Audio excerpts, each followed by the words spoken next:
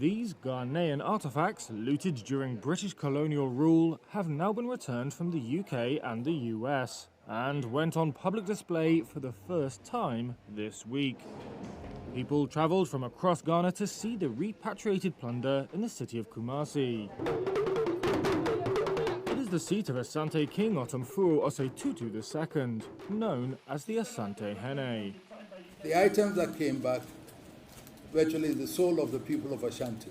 Zero. We are displaying this for you to see that the items that were stolen, looted in 1874, not all of them has returned, but that what we have here still embodies the soul of Ashanti. Thank you very much. The Asante Hene said negotiations to return the items took more than 50 years.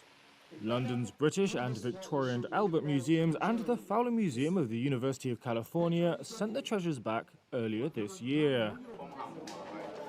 That's part of growing pressure on Western institutions to re-examine colonial legacies and repatriate stolen items. Most of the 42 artifacts on display in Kumasi were taken during 5 battles between the Asante Kingdom and Britain, known as the Anglo-Asante Wars.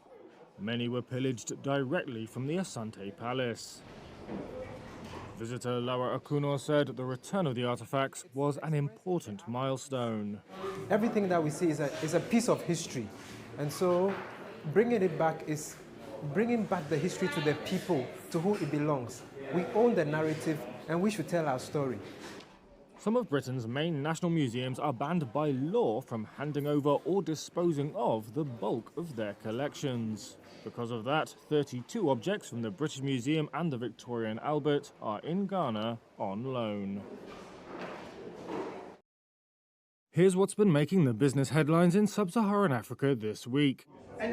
Top cocoa producers, Ivory Coast and Ghana, do not have the beans available to fulfill deliveries of up to 500,000 metric tons, 2 industry sources have said. The deliveries were pre-sold for around $2,500 per metric ton, about a quarter of current world prices. That's after poor harvests in the 2 West African countries, which produce nearly 60% of the world's cocoa, led to a large global deficit. We want to show World Bank President Ajay Banga said on Tuesday that he expects donor countries to meet a request by African leaders to commit record contributions to a low-interest facility for developing nations. On Monday, African heads of state called for richer nations to help raise at least $120 million for the International Development Association. I think the most important message is actually that this is not a handout. This is in the interest of the richer countries. If Africa develops well, Africa has a lot to offer the world. Zimbabwe's new gold-backed currency came into general circulation on Tuesday, amid promises by monetary authorities to keep the money supply in check as they struggle to contain inflation. Zimbabwe gold follows the Zim dollar, which was dumped earlier this month after it lost more than 70% of its value against the dollar.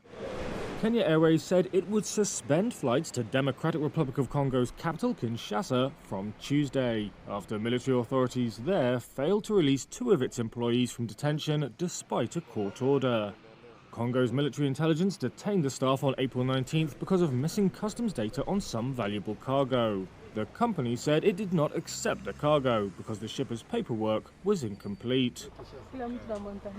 And finally, and also in Congo, rebels in the country's east say they have taken over Rubaya, a key mining town for the smartphone mineral coltan. Most of Congo's mineral resources are concentrated in the east, where insecurity has worsened since the M23 group staged a major comeback in March 2022. A Congo army spokesman said they could not confirm if the rebels had seized the town.